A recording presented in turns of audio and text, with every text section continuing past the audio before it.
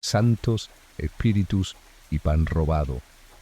Colgamos ramas de cerval en la entrada, no solo como decoración, sino para protegernos de enfermedades. O eso dice la partera.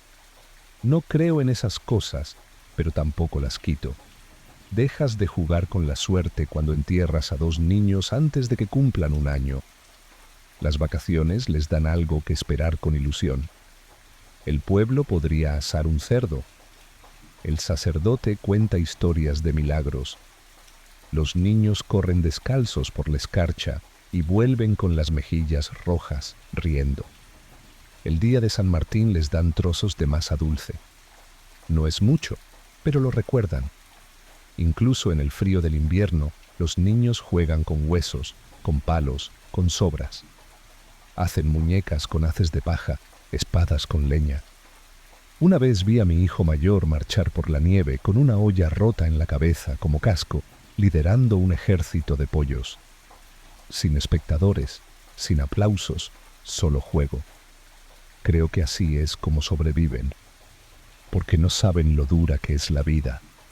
Todavía no. Y a medida que crecían, empezaron a preguntar sobre el mundo más allá del bosque, más allá del maná. Preguntaron si los reyes comían pan como nosotros, si los sacerdotes dormían en camas, si había un lugar donde nunca nevaba y la sopa no sabía a raíces y arrepentimiento. Nunca les mentí, pero tampoco siempre les dije la verdad. Hay cosas que un padre dice solo para mantener vivas sus esperanzas. El invierno es la época más dura para los bebés. Tienen los dedos rojos y agrietados. Sus labios se ponen azules por la noche, incluso con el fuego. Los envolvemos en todo lo que tenemos. A veces les ponemos piedras calientes envueltas en trapos cerca de los pies, rezando para que nos ayuden a dormir 1 hora más sin tiritar.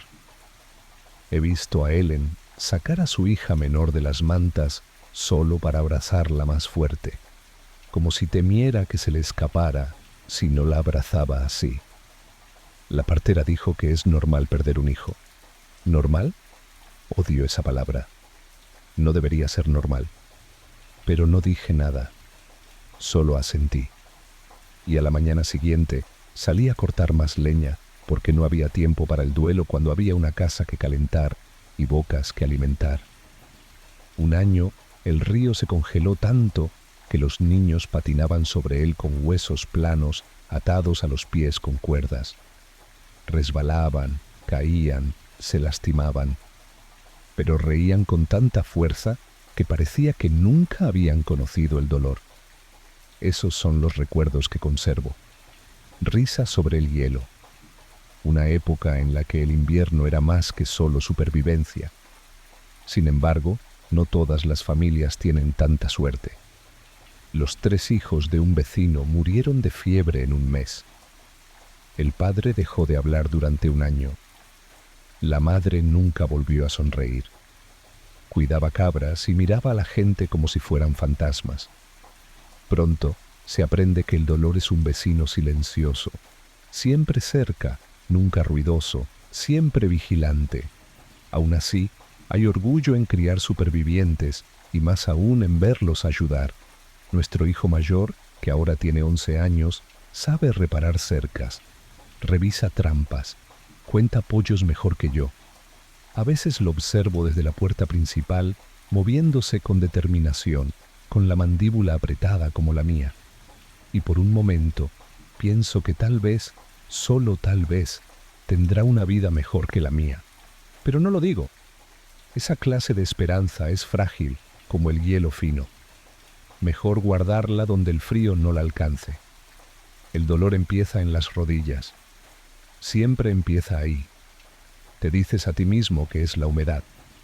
Entonces te duelen los hombros. Se te entumece la espalda. Y se te encogen los brazos como raíces de árboles viejos. Ni siquiera tienes 40, pero tu cuerpo jura que has vivido el doble. Me llamo Thomas y trabajo la tierra desde que era lo suficientemente alto como para sostener un rastrillo. Ahora, cuando tomo una herramienta, Mis nudillos crujen como madera seca. El dolor no es agudo.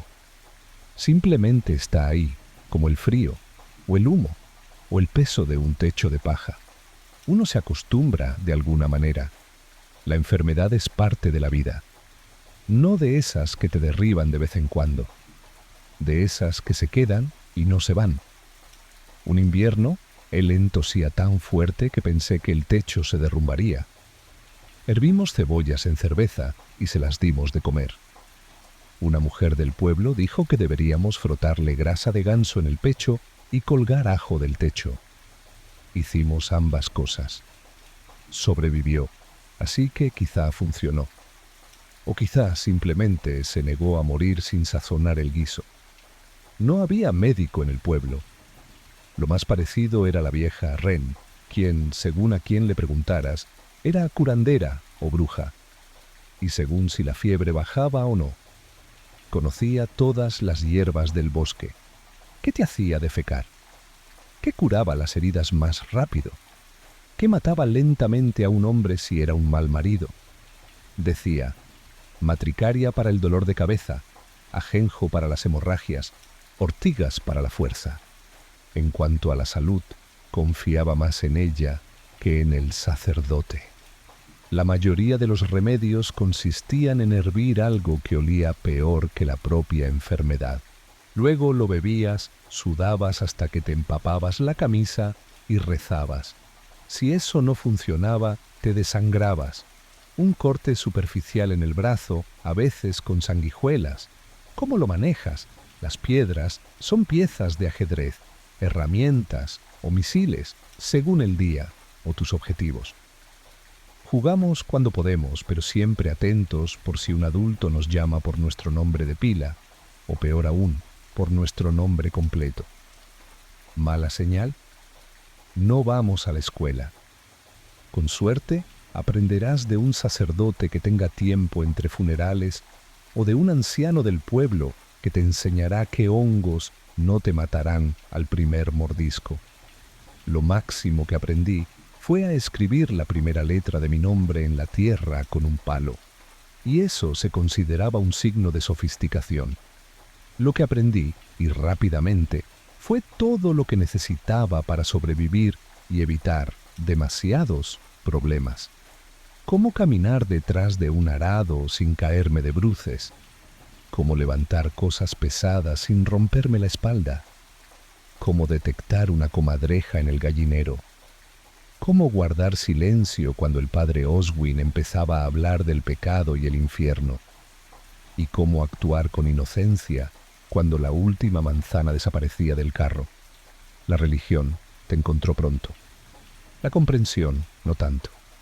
Pero el miedo, lo comprendiste. Miedo al infierno.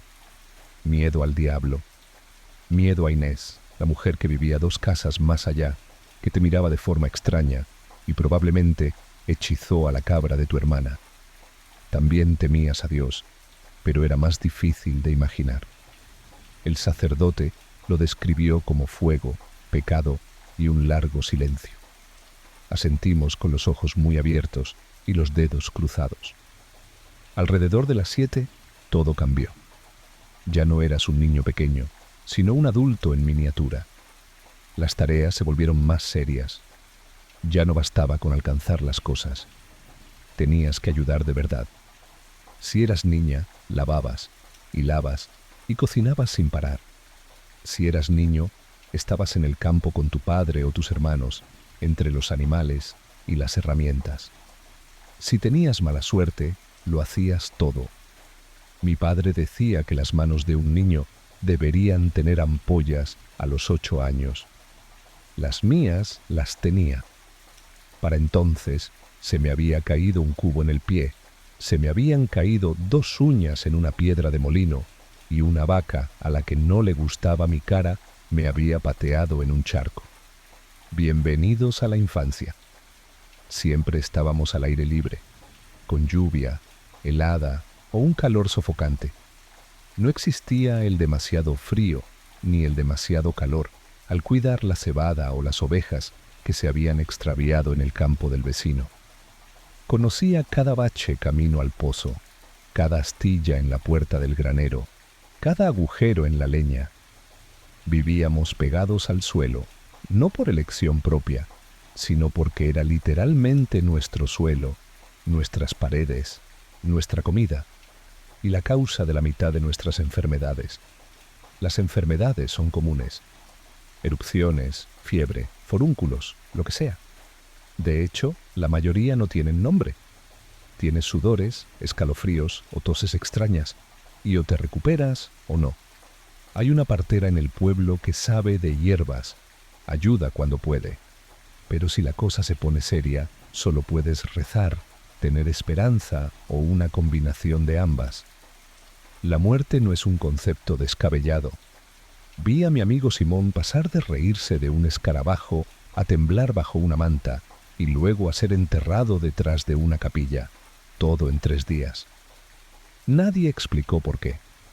Simplemente dijeron: Dios se lo llevó, y seguimos adelante, porque era necesario. Aún así, hubo diversión en lugares extraños. Jugábamos en los arroyos, nos tirábamos nieve y paja, corríamos descalzos por los campos, gritando al pisar una espina o asustar a una rana. Robábamos nabos y huíamos del curtidor que juraba que eran suyos. Por la noche nos acurrucábamos alrededor del fuego escuchando las historias de los ancianos, de bestias, santos y guerras que no entendíamos, pero amábamos. Todo tenía un ritmo. Despertabas, trabajabas, comías, te rascabas, dormías, soñabas. A veces, sobre cosas sencillas, un par de zapatos que nunca se rompían, o un día en que la túnica no te picaba, e incluso de niño sabías lo que te esperaba. Crecerías, no mucho más grande que el Hijo del Señor, por supuesto, pero lo suficientemente grande como para llevar cargas más pesadas. Te casarías, tal vez con una chica del mismo pueblo, con la misma tierra bajo las uñas. Tendrías hijos que harían lo mismo, y morirías a menos de 1 kilómetro de donde naciste. Nadie lo dijo, pero se notaba en la forma en que te miraban, en la forma en que medían tu altura en la puerta y asentían como diciendo: unos años más y valdrás la pena. La infancia no se trata de asombro, se trata de esperar. Esperar hasta tener la edad suficiente para importar. Pero en días festivos, ¡ay, qué diferente era! Los días de los santos y las bodas traían comida, música, incluso baile. Una vez comí un pastel de avena con miel que aún recuerdo, y un año asaron un cerdo entero. Fue un milagro. La carne no estaba seca, ni cocida, ni sospechosa. Esa noche corrimos como locos, con la barriga llena y el corazón alegre. Por un tiempo, el pueblo fue nuestro, de los niños, como si por una noche el futuro fuera algo que anheláramos.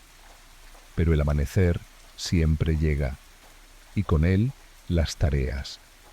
Las piedras eran piezas de ajedrez, herramientas o proyectiles.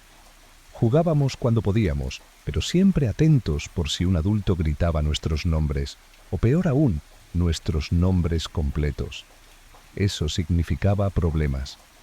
No había escuela para nosotros. La educación, si tenías la suerte de encontrarla, provenía de un sacerdote que se tomaba un descanso entre entierros, o de un anciano de la aldea que explicaba que hongos no te mataban. Lo máximo que escribí fue la primera letra de mi nombre, grabada en la tierra con un palo, y eso se consideraba elegante. Lo que aprendí rápidamente fue todo lo que necesitaba para sobrevivir y evitar problemas. Cómo caminar detrás de un arado sin tropezar. Cómo levantar objetos de rodillas. Cómo detectar una comadreja en un gallinero. Cómo callarme cuando el padre Oswin empezaba a hablar de pecado y fuego eterno. Y cómo fingir que no fuiste quien robó la última manzana del carro. La religión te ha acompañado desde niño. No la entiendes. No del todo. Pero entiendes el miedo. Miedo al infierno. Miedo al diablo. Miedo a Inés, la mujer que vive a 2 casas de tu casa, que te miró de forma extraña y quizá hechizó a la cabra de tu hermana. Tú también temes a Dios, pero es más difícil de imaginar. El sacerdote lo describe como fuego, pecado y largos silencios. Asentimos con los ojos muy abiertos y los dedos cruzados. Alrededor de los 7 años las cosas cambiaron. Ya no se te consideraba un niño pequeño, sino un adulto en miniatura. Tus tareas se volvieron más serias. Se esperaba que ayudaras en el campo. Ayudar de verdad, no solo ir a buscar provisiones. Si eras niña, te encargabas del interminable lavado, hilado y cocina.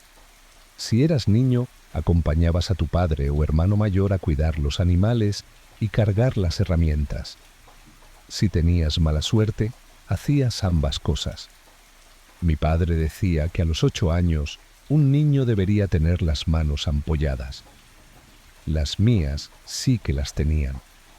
Para entonces se me había caído un cubo en el pie, se me habían caído 2 uñas en una piedra de molino y una vaca me había pateado en un charco, porque al parecer no le gustaba mi cara. Bienvenidos a la infancia. Siempre estábamos afuera, lloviera, hiciera escarcha o el sofocante calor del verano. No había nada de demasiado frío ni demasiado calor, si había cebada que cuidar o si las ovejas se habían metido en el campo del vecino. Conocía cada bache y piedra de camino al pozo, cada astilla en la puerta del granero, cada hueco en la leña cerca de la chimenea. Vivimos cerca del suelo, no por diversión, sino porque es literalmente nuestro suelo, nuestras paredes, nuestra comida y la causa de la mitad de nuestras enfermedades. Las enfermedades son comunes, sarpullidos, fiebre, forúnculos, lo que sea, aunque en realidad no tienen nombre. Simplemente te dan escalofríos, sudor o esa tos extraña, y o te mejoras o no. Hay una partera en el pueblo que también sabe de hierbas. Ayuda cuando puede. Pero si la cosa se pone seria, las mejores opciones son la oración, la suerte o ambas. La muerte no es una idea abstracta. Vi a mi amigo Simon pasar de reírse de un escarabajo a temblar bajo una manta y a ser enterrado detrás de la capilla en tan solo 3 días. Nadie explicó nunca por qué. Simplemente dijeron, Dios se lo llevó, y siguieron adelante, porque no había otra opción. Sin embargo, la alegría llegaba hasta los rincones más insólitos. Jugábamos en los arroyos, nos lanzábamos nieve y paja, corríamos descalzos por los campos, gritando al pisar una espina o asustar a una rana. Robábamos nabos y huíamos del curtidor que juraba que eran suyos.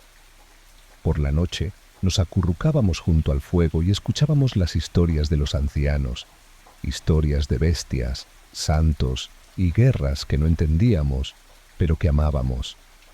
Todo tenía su ritmo. Despertabas, trabajabas, comías, te rascabas, dormías, soñabas.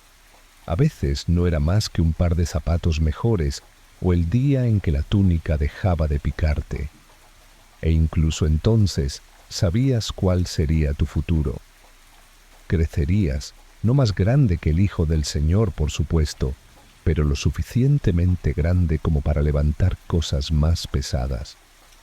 Te casarías, tal vez con una chica del mismo pueblo, con la misma suciedad bajo las uñas. Tendrías hijos que harían lo mismo que tú, y morirías a menos de 1 milla de donde naciste. No es que nadie te lo diga directamente, pero se nota en la forma en que te miran, en cómo miden tu altura contra el marco de la puerta y asienten como diciendo, unos años más no vendrían mal. La infancia no se trata de asombro, se trata de esperar. Esperar a tener la edad suficiente para importar. Pero las fiestas, bueno, eso era otra cosa. Los días de los santos o las bodas traían comida, música, incluso un poco de baile. Comí un pastel de avena con miel que aún recuerdo, y un año asaron un cerdo entero. Fue un milagro. La carne no estaba seca, ni hervida, ni sospechosa. Esa noche corrimos como locos, con la barriga llena y el corazón alegre. Y por un momento pareció que este pueblo era nuestro, de los niños, como si por una noche el futuro fuera algo que anheláramos.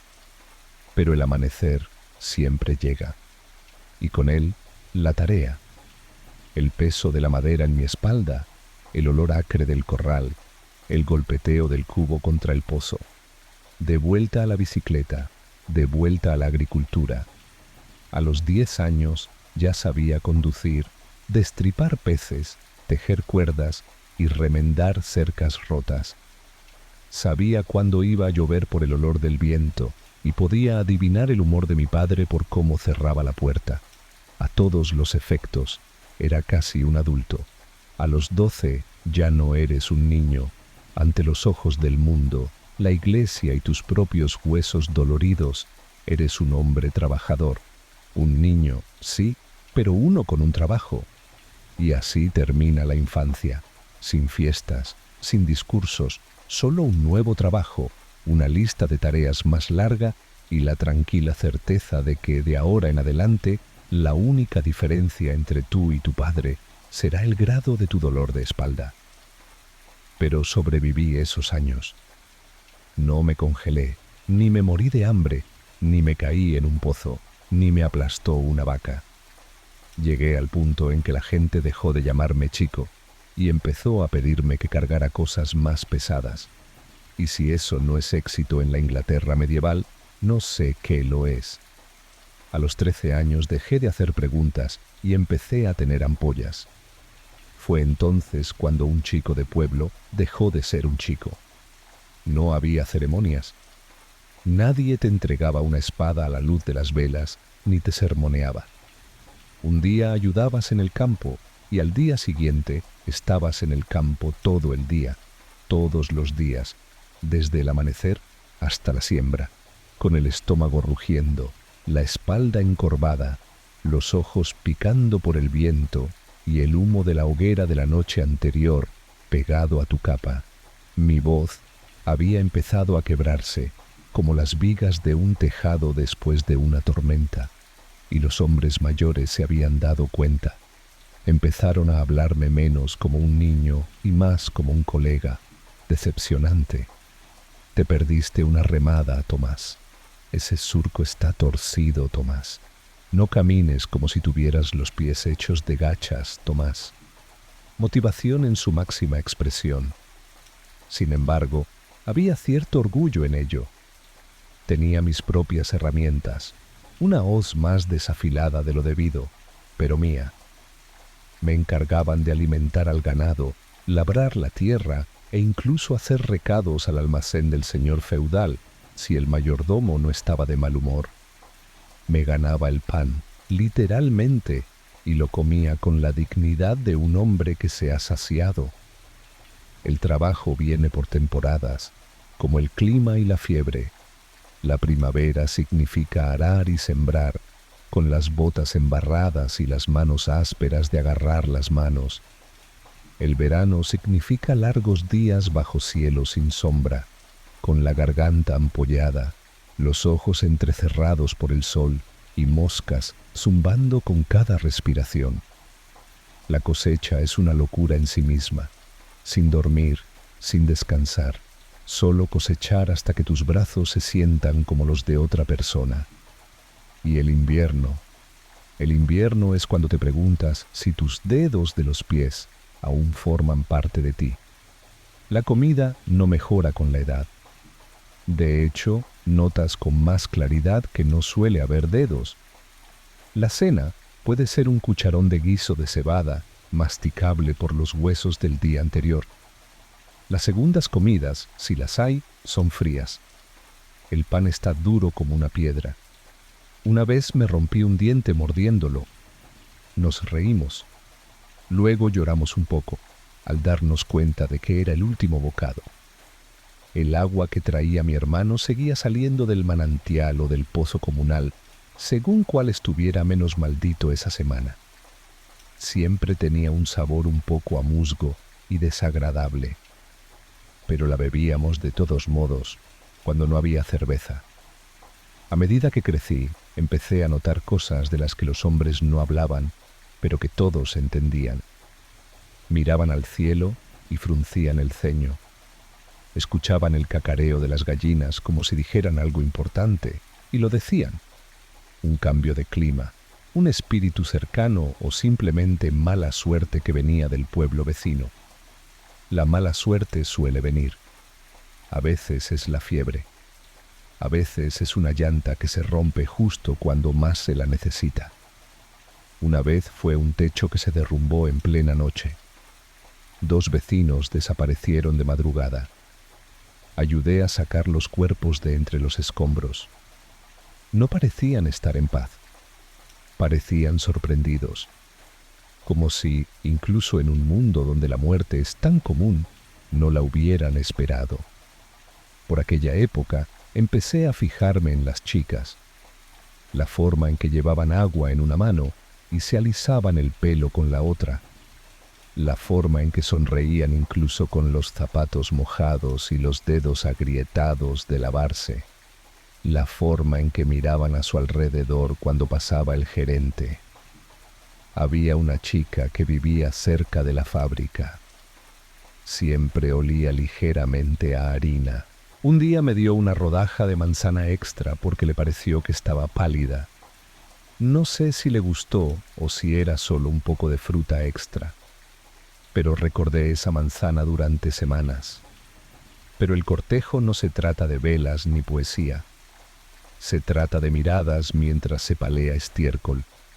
Quizás una canción durante la cosecha. Con suerte, te sentarás a su lado en un banquete.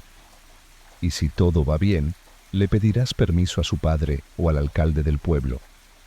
Para los hombres, no porque sea dura, sino porque lo recuerda todo, se convierte en una especie de archivo ambulante de bodas, deudas, y peleas. Nadie sabe a quién le tocó usar el carro. Pregúntenle a Elena. No recuerdan si el hijo de Mártir nació antes o después de la plaga. Elena lo sabría. En el 5.º año tuvimos otro hijo, esta vez un niño, al que llamamos Hugo, en honor a mi abuelo.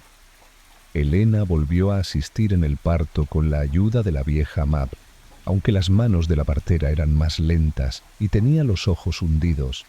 Le pagué con huevos y un manojo de juncos frescos para su suelo. Hugo nació sano, grande y con un apetito insaciable. Esta última característica nunca cambió. El matrimonio me cambió de maneras inesperadas. Me hizo pensar en el futuro.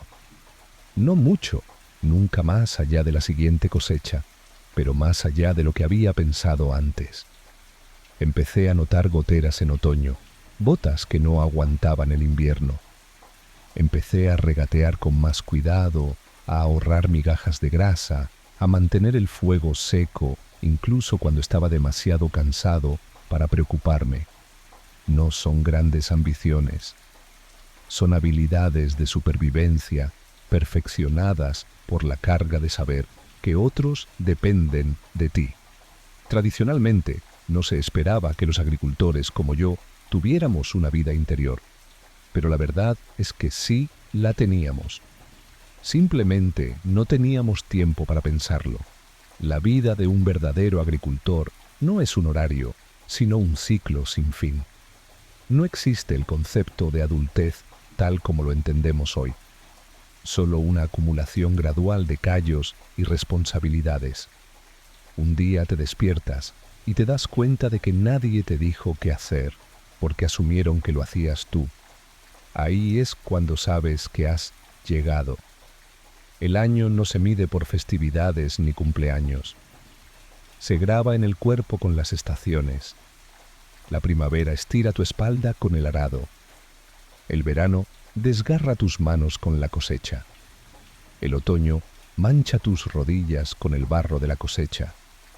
Y el invierno es cuando tus huesos te recuerdan cada cosecha fallida y cada cerca rota que remendaste. Siempre hay algo que hacer y rara vez algo que mostrar. Cavas, siembras, coses, cosechas, cortas, remiendas, y luego empiezas de nuevo. Las herramientas eran básicas. Un arado de madera, una hoz oxidada, una azada que parecía más un parche que hierro. Y cuando se rompían, lo cual ocurría a menudo, las arreglabas como podías o las pedías prestadas, sabiendo que alguien te cobraría. En especie, si tenías suerte. A favor, si no. Mi trabajo, como el de la mayoría de los hombres del pueblo, dependía de la tierra y del Señor. Tenía algunas parcelas vacías en el campo. Técnicamente no eran mías, pero me pertenecían. A cambio, le debía al administrador unas cuantas docenas de días de trabajo. En realidad, casi 100. Pasaron el tiempo reparando caminos, cosechando el grano del Señor delante de mí y ayudando a construir cosas que nunca usaré. El año pasado fue un granero. El año anterior, una puerta. Este año se rumorea que es un palomar para unos pájaros que no podemos comer, claro. Y sobre todo, el diezmo. La 10ª parte de todo lo que cultivo, crío o hago va a la iglesia. En teoría, es para Dios. En la práctica, eso significa que si cosecho 10 gavillas de cebada, solo me llevo 9. A menos, claro, que alguien recalcule la porción de antemano. El sacerdote dice que nos mantiene humildes. Yo digo que a él le da de comer. El resto del día lo pasé intentando mantener el ritmo. Si la cerca estaba rota, la arreglaba. Si un cerdo se enfermaba, llamaba a la vecina que una vez curó al cerdo de su primo con una cebolla y una oración. Si el techo goteaba, Elena y yo subíamos y lo parchábamos con lo que tuviéramos: paja, musgo. Una vez, incluso con la piel de una cabra muerta. No ayudaba con el olor. Nuestra alimentación depende del esfuerzo y la suerte. Las buenas temporadas significan platos llenos, las malas temporadas significan caldos ligeros y cinturones más ajustados. La mayoría de las comidas eran guisos, otra vez, granos, hierbas, alguna que otra cebolla. La carne era escasa, los huevos eran de temporada y la leche dependía de si la vaca la quería esa semana. Elena hizo todo lo posible, pero ni siquiera ella pudo conjurar un milagro con los nabos. El trueque nos mantiene vivos. Unos huevos extra podrían darme lana. Un día trillando el grano de otro podría ganarme una ración de pescado ahumado. Hay una economía silenciosa en cada favor. Todos le debemos algo a alguien y todos lo recuerdan. El descanso, si se le puede llamar así, es más bien un cambio de tarea. Reparamos herramientas mientras cuidamos niños. Ellos chismean mientras recogemos leña. Rezamos no por devoción ni por tiempo libre, sino porque es la única tarea que no requiere movimiento. A veces me sorprendo pensando, ¿eso es todo? ¿Eso es todo lo que hay? Y entonces Alicia entró corriendo del patio, riéndose de una muñeca de madera que Elena había tallado con la pata de una silla vieja. Hugo me tiró de la capa y me preguntó si podía ayudarme a afilar la hoz. Asentí, porque era cierto. Y algunos días eso bastaba. En el mundo del recuerdo, la comunidad lo es todo. Nadie sobrevive solo. El herrero necesita grano. El tejedor necesita carne. El sacerdote necesita vino, aunque diga que no, y bebe bien. Y todos nos necesitamos cuando llega la cosecha. No por ser mala, sino porque lo recordaba todo. Se convirtió en una especie de registro ambulante de matrimonios, deudas, y peleas. Nadie recordaba a quién le tocaba pedir prestado el cochecito. Que le preguntaran a Elena. No recordaban si el hijo de Marta nació antes o después de la peste. Elena lo sabía. En el 5.º año tuvimos otro hijo, un niño llamado Hugo, como mi abuelo. Elena lo trajo al mundo con la ayuda de la vieja Mab, aunque las manos de la partera eran más lentas y tenía los ojos hundidos. Le pagué con huevos y un manojo de juncos para el suelo. Hugo nació fuerte, ruidoso e insaciable. Esa última cualidad nunca cambió. El matrimonio me cambió de maneras inesperadas. Me hizo pensar en el futuro. No mucho, nunca más allá de la siguiente cosecha, pero más de lo que jamás imaginé. Empecé a notar goteras en otoño, botas que no duraban el invierno. Empecé a regatear con más cuidado, a ahorrar restos de grasa, a mantener la leña seca incluso cuando estaba demasiado cansado para preocuparme. No eran grandes ambiciones. Eran habilidades de supervivencia perfeccionadas por la carga de tener personas que dependían de ti. Tradicionalmente, no se esperaba que los agricultores como yo tuviéramos una vida interior. Pero la teníamos. Simplemente no teníamos tiempo para detenernos a pensarlo. El ritmo de la vida de un verdadero agricultor no era un horario, era un ciclo sin fin. No existía el concepto de adultez tal como lo entendemos hoy. Era simplemente una acumulación gradual de callos y responsabilidades. Un día te despertabas y te dabas cuenta de que ya nadie te decía qué hacer, porque todos asumían que ya lo habías hecho. Así era como sabías que habías llegado. El año no se mide por días festivos ni cumpleaños. Se graba en tu cuerpo con las estaciones. La primavera estira tu espalda con el arado. El verano te agrieta las manos con la cosecha. El otoño mancha tus rodillas con el barro mientras cosechas. Y el invierno es cuando tus huesos te recuerdan cada cosecha fallida y cada cerca rota que remendaste. Siempre había algo que hacer y casi nunca algo que mostrar. Cavabas, cosías, remendabas, cosechabas, cortabas, remendabas y volvías a empezar. Las herramientas eran básicas. Un arado de madera, una hoz oxidada, una azada con más remiendos que hierro. Y cuando se rompían, como ocurría a menudo, o bien las arreglabas como podías, o bien se las pedías prestadas a alguien que esperaba que se las devolvieras con la misma moneda, o peor aún, con la misma moneda. Mi trabajo, como el de la mayoría de los hombres del pueblo, estaba determinado por la tierra y por Dios. Tenía unas cuantas parcelas en los terrenos comunales. Técnicamente no eran mías, pero podía trabajarlas. A cambio, le debía al capataz días de trabajo, unas pocas docenas de días en teoría, casi 100 en la práctica. Los dedicaba a reparar caminos, a cosechar el grano de Dios antes que el mío y a ayudar a construir cosas que nunca usaría. El año pasado fue un granero, el anterior una nueva puerta para la casa solariega. Este año, según se rumorea, será un palomar para unos pájaros que, por cierto, no podemos comer. Además, está el diezmo. Una décima parte de todo lo que cultivo, crío o hago va a la iglesia. En teoría, es para Dios.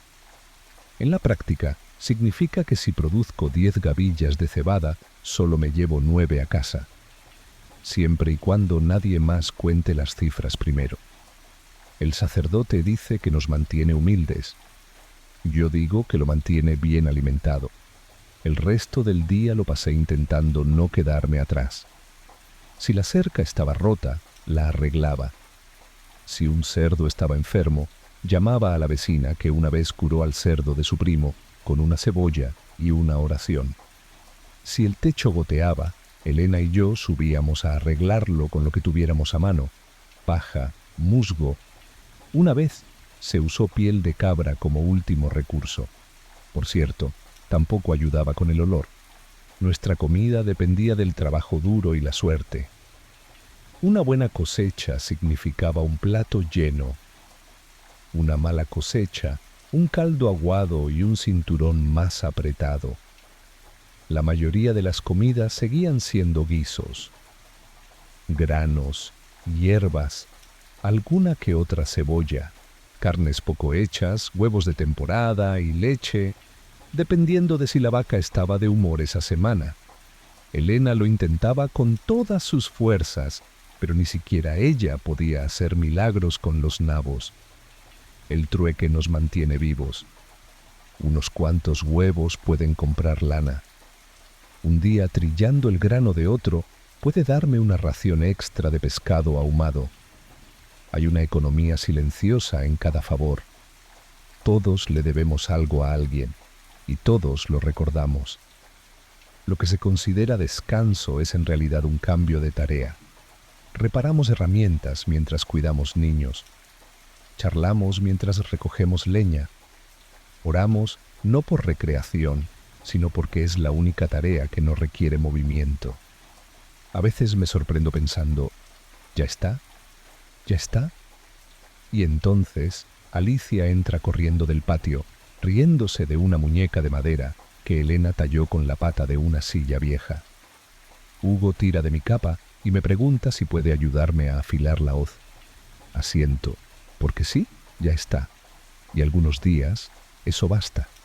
En nuestro mundo, la comunidad lo es todo. Nadie sobrevive solo. El herrero necesita grano, el tejedor necesita carne, el sacerdote necesita vino, aunque no lo admita, lo bebe. Y todos nos necesitamos cuando llega la cosecha, temida por los hombres. No por crueldad, sino porque lo recordaba todo. Se convirtió en una especie de registro no oficial de matrimonios, deudas y disputas. Nadie recordaba a quién le tocaba pedir prestado el carruaje. Pregúntenle a Ellen. No saben si el hijo de Marter nació antes o después de la plaga. Ellen lo sabría. Al cumplir los 5 años tuvimos otro hijo. Esta vez fue un niño, llamado Hugh, como mi abuelo. Ellen lo trajo al mundo con la vieja Mab, aunque sus manos eran más lentas y tenía los ojos hundidos. Le pagué con huevos y un manojo de juncos frescos para el suelo. Hugh nació sano, ruidoso y hambriento. Esa última cualidad nunca cambió. El matrimonio me cambió de maneras inesperadas. Me hizo pensar en el futuro. No muy lejano, nunca más allá de la próxima cosecha, pero más de lo que jamás imaginé posible. Empecé a notar techos con goteras en otoño, botas que no sobrevivían al invierno. Regateaba con más cuidado, guardaba restos de grasa, mantenía la leña seca incluso cuando estaba demasiado cansado para preocuparme. No eran grandes ambiciones. Eran habilidades de supervivencia, perfeccionadas por el peso de que otros dependieran de ti. Tradicionalmente, no se esperaba que los agricultores como yo tuviéramos una vida interior. Pero la teníamos. Simplemente no teníamos tiempo para pensar mucho en ello. El ritmo de la vida de un verdadero agricultor no era un horario, era un ciclo sin fin. No existía el concepto de adultez como lo entendemos hoy. Solo una acumulación gradual de callos y responsabilidades. Un día te despiertas y te das cuenta de que nadie te dice qué hacer, porque dan por hecho que ya lo has hecho. Ahí es cuando sabes que has llegado. El año no se mide por días festivos ni cumpleaños. Se graba en tu cuerpo con las estaciones. La primavera estira tu espalda con el arado. El verano agrieta tus manos con la cosecha. El otoño mancha tus rodillas con el barro de la cosecha. Y el invierno te recuerda en los huesos cada cosecha fallida y cada cerca rota que remendaste. Siempre había algo que hacer y rara vez algo que mostrar. Cavabas, cosías, remendabas, tirabas, cortabas, remendabas y luego volvías a empezar. Las herramientas eran básicas. Un arado de madera, una hoz oxidada, una azada que remendaba más que el hierro. Y cuando se rompían, y a menudo ocurría, las arreglabas con lo poco que tenías o las pedías prestadas, con la promesa de devolverlas o peor aún, de hacer algo. Mi trabajo, como el de la mayoría de los hombres del pueblo, estaba determinado por la tierra y por Dios. Tenía unas cuantas parcelas en campo abierto. Técnicamente no eran mías, pero tenía que trabajarlas. A cambio, le debía al capataz unos días de trabajo En teoría, unas pocas docenas, en la práctica, cerca de 100. Eso significaba reparar caminos, cosechar el grano del Señor antes que el mío y ayudar a construir cosas que nunca usaría. El año pasado fue un granero. El anterior, una nueva portería. Este año, según se rumorea, es un palomar para pájaros que ni siquiera podemos comer. A eso hay que sumarle el diezmo. 1/10 parte de todo lo que cultivo, crío o hago va a la iglesia. En teoría, a Dios. En la práctica, eso significa que si produzco 10 gavillas de cebada, solo se llevarán 9 a casa. A menos, claro, que alguien recalcule la parte de antemano. El sacerdote dice que nos mantiene humildes. Yo digo que lo mantiene bien alimentado. Pasé el resto del día intentando mantenerme encaminado. Si la cerca estaba rota, la arreglaba. Si un cerdo estaba enfermo, llamaba al vecino que una vez curó al cerdo de su primo con una cebolla y una oración. Si el techo goteaba, Ellen y yo subíamos y lo remendábamos con lo que tuviéramos a mano: paja, musgo, una vez incluso con la piel de una cabra muerta. No mejoraba el olor. Nuestra comida depende del trabajo duro y la suerte. Una buena temporada trae platos repletos. Una mala temporada trae caldos ligeros y lomos más firmes. La mayoría de las comidas son guisos, de nuevo, granos, hierbas silvestres, alguna que otra cebolla, carnes poco hechas, huevos de temporada y leche, dependiendo de si la vaca quiere cooperar esa semana. Ellen hace milagros, pero ni siquiera ella puede conjurar un nabo milagroso. El trueque nos mantiene vivos. Unos cuantos huevos extra pueden comprar lana. Un día trillando el grano de otro puede darme una ración extra de pescado ahumado. Hay una economía silenciosa en cada favor. Todos le debemos algo a alguien, y todos lo recordamos. Lo que se considera descanso es, en gran medida, un cambio de tarea. Reparamos herramientas mientras cuidamos niños. Charlamos mientras recogemos leña. Oramos, no por recreación, sino porque es la única tarea que no requiere movimiento. A veces me descubro pensando, ¿eso es todo? ¿Eso es todo? Y entonces Alice entra corriendo del patio, riéndose de una muñeca de madera que Ellen ha tallado con la pata de una silla vieja. Hugh tira de mi capa y me pregunta si puede ayudarme a afilar la hoz. Asiento, porque sí, eso es todo. Y algunos días eso es suficiente. En el mundo de la memoria, la comunidad lo es todo. Nadie sobrevive solo. El herrero necesita grano, el tejedor necesita carne, el sacerdote necesita vino. Aunque no lo admita, lo bebe. Y todos nos necesitamos cuando llega la cosecha. Si alguien enfermaba, alguien más se hacía cargo. No por caridad, sino porque la próxima vez podría ser tú. Y por supuesto, estaban las fiestas. La misa dominical, los días festivos, alguna que otra fiesta con menos pan duro y cerveza gratis. Nos sentábamos en troncos, compartíamos historias y fingíamos que no nos dolía la espalda. Esos eran los días en que reíamos, no porque la vida fuera fácil, sino porque reír no cuesta nada, y a veces es lo único que tenemos. Los historiadores modernos escriben sobre la agricultura de subsistencia y las obligaciones feudales. Pero lo que no comprenden es que todo esto era como achicar agua de un barco agujereado, con las manos desnudas.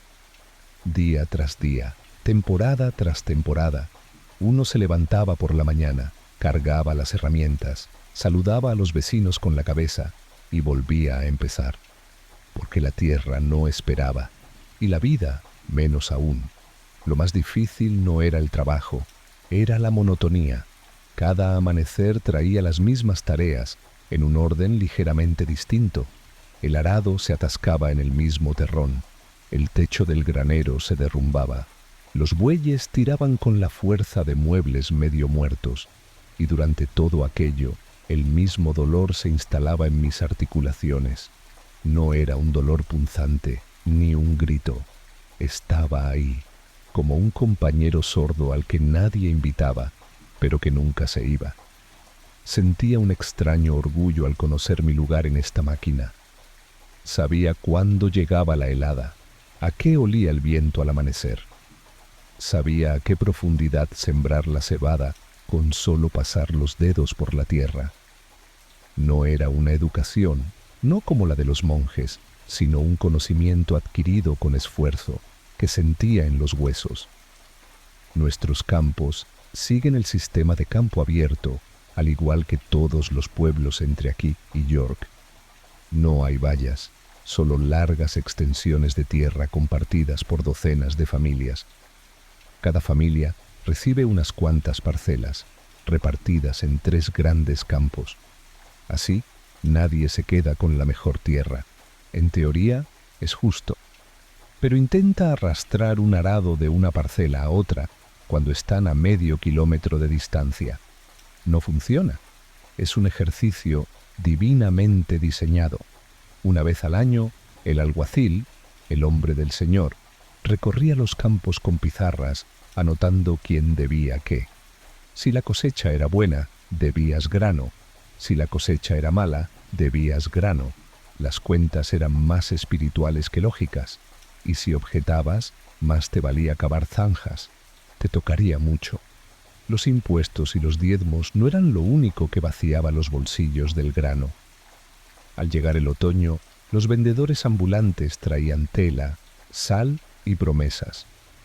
Compraban barato y vendían caro.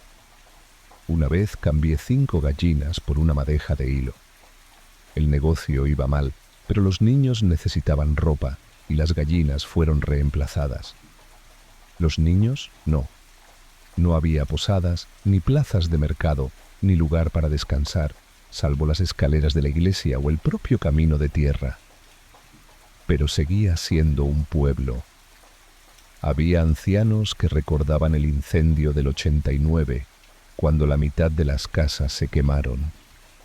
Había recién casados intentando caminar entre las ortigas. Había un hombre que juraba haber visto a un santo en las nubes. La mayoría asentía y seguía caminando.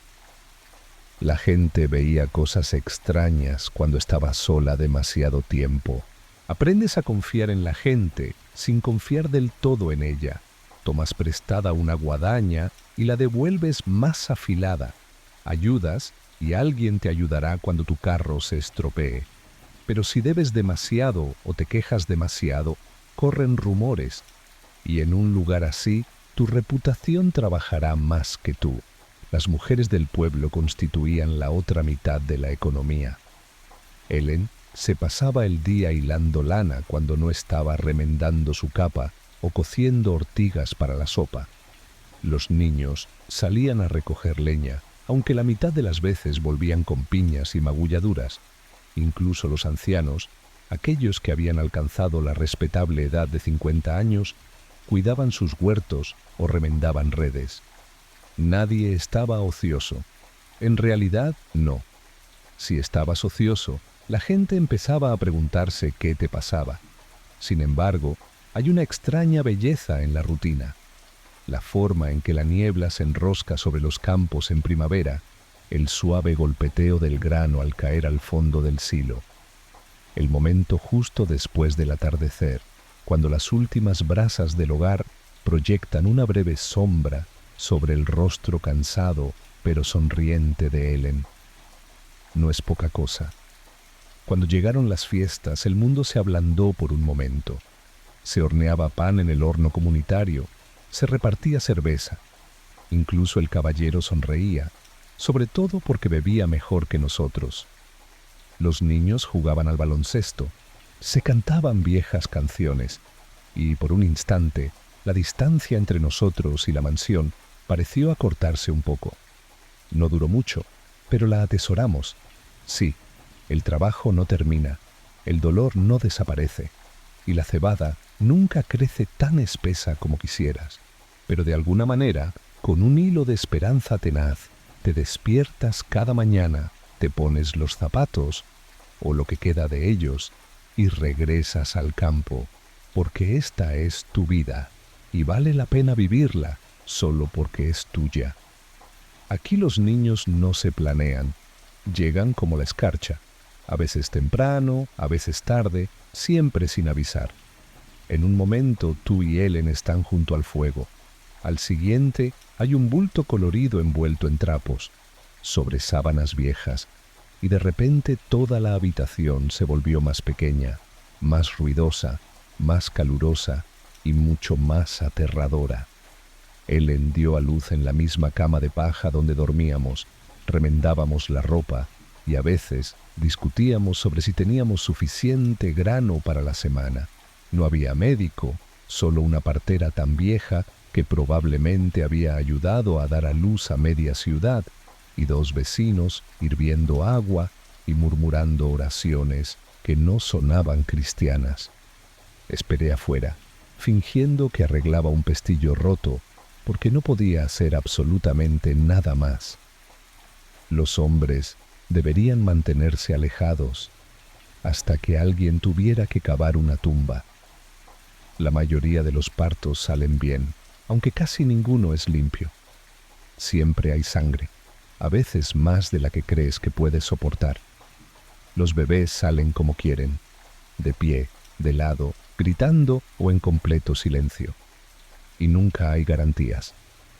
El primer hijo de Ellen nació muerto. Lo enterramos bajo un espino. Sin nombre, solo un puñado de tierra y una cruz de madera que tallé yo mismo. Cuando un niño sobrevive, se siente como un pequeño milagro. El sacerdote lo bautiza a los pocos días, no solo por razones espirituales, sino porque, estadísticamente, no es prudente esperar. Aproximadamente 1 de cada 4 niños no llega a su primer cumpleaños. A veces tiene fiebre, a veces se ahoga, a veces simplemente deja de respirar. Y nadie sabe por qué. El sacerdote lo dice por voluntad de Dios. La partera murmura sobre fuertes gases. Y yo simplemente aprieto la mano de Ellen con más fuerza. Y cuando por fin nacieron, vivos y gritando, la vida no se les hizo nada fácil. No había pañales, la tela escaseaba y era cara, así que los envolvían bien apretados en tiras de lino y los mantenían cerca del fuego, donde estaban más calentitos. Ellen los amamantaba lo mejor que podía, aunque siempre estaba cansada, siempre. A veces, si nos quedábamos sin leche, les dábamos papilla diluida con cerveza. No era lo ideal, pero claro, nada en la vida de un campesino era ideal. No teníamos guardería. El niño dormía en nuestra cama, entre nosotros, envuelto en la misma manta que olía a hollín y oveja. Si teníamos cuna, se había quemado hacía 2 inviernos cuando nos quedamos sin leña. Había tallado una nueva de pino, pero crujía como si contara secretos. Cada vez que se mecía, rezaba para que no se derrumbara bajo el peso de la esperanza. Los nombres se elegían rápidamente, no por sentimentalismo, sino por pura practicidad. Algo común, algo que pudiera gritarse por todo el país. William, Alice, Hugo, Joan. Algo fácil de grabar en una lápida. No querías quedarte con un nombre que no durara hasta la primavera. Algunos padres esperaban semanas para ver si el bebé sobrevivía. Otros reutilizaban los nombres como si fueran un abrigo heredado.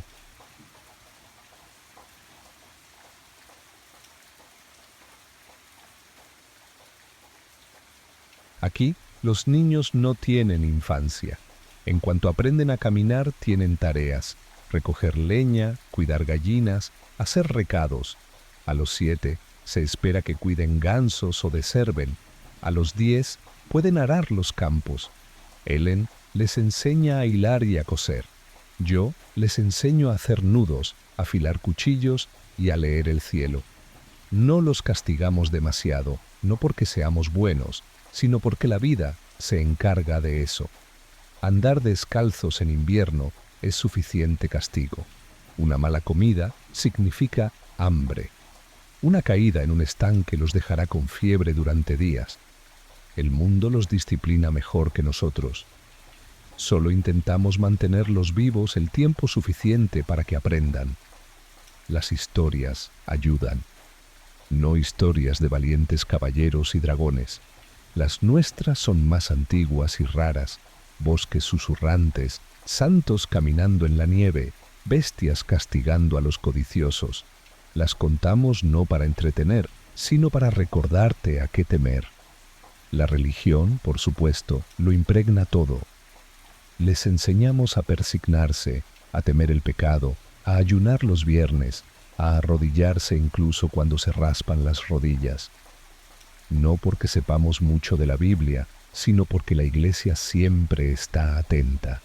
Y una palabra equivocada delante de un sacerdote puede significar penitencia, o peor aún, chismes. Y los chismes se propagan más rápido que el fuego. Encendíamos velas a Santa Margarita si el bebé tosía. Teníamos hierbas secas junto a la cama para el dolor de cabeza, ruda para alejar los malos espíritus, manzanilla para calmar los cólicos. Aunque la manzanilla era escasa y solía estar reservada para quienes podían permitirse esos lujos. No lo hicimos. Ellen insistió y yo no me opuse. A veces la fe es todo lo que nos queda. En cierto modo, criar hijos es el único legado que tenemos. No poseemos tierras. No escribimos libros. Cuando muramos tendrán que recordar nuestros nombres. Así que les enseñamos lo poco que sabemos. Cómo cavar un surco recto, cómo curar una quemadura, cómo reconocer el buen moho en el pan. Pequeñas lecciones, sí, pero probablemente no sobrevivirán. Sin embargo, cada tos nocturna parecía una amenaza. Cada fiebre, un suplicio. No había medicinas de verdad, solo hierbas hervidas y oraciones susurradas. Si el niño sobrevivía, dabas gracias. Si no, cavabas otra tumba y lo volvías a intentar. No había privacidad. No en una cabaña donde todos compartían el mismo aire y respiraban el mismo humo. Si un niño se despertaba y tosía, todos tosían. Si lloraban de hambre, el sonido te roía los oídos durante horas. Él encantaba nanas en voz baja. Las viejas canciones que su madre le había enseñado, casi todas sobre... La idea era dejar que la enfermedad se disipara con la sangre. Personalmente, creo que la energía se disipa más rápido. La iglesia tenía sus propios remedios, agua bendita, reliquias y suficientes oraciones para llenar una capilla. Una vez, cuando nuestro hijo se despertó con un sarpullido, el sacerdote dijo que era un castigo por mis pecados. Me dio una vela y me dijo que la encendiera todas las noches hasta que se recuperara. Se recuperó en 3 días. El sacerdote dijo que era un milagro. Creo que fue el té de corteza de sauce que Ellen le metió a la fuerza en la garganta. No nos bañábamos mucho. No porque nos gustara estar sucios, sino porque bañarse era peligroso. Decían que nos abría los poros y permitía la entrada de enfermedades. Así que simplemente nos limpiábamos con toallas húmedas y rezábamos para que nadie se acercara demasiado. Había piojos por todas partes, pulgas también. Ellen peinó el cabello de nuestra hija con un palo de madera calentado al fuego, intentando matar lo que viviera bajo los rizos. Funcionó, casi siempre. Las heridas son propensas a infectarse. Una vez pisé un clavo mientras reparaba el techo de un granero. Mi pie se hinchó como la vejiga de un cerdo. La anciana señora Wren lo untó con miel y lo envolvió en hojas de acedera. Decía que la miel ahuyentaba a los malos espíritus. Quizás así fue.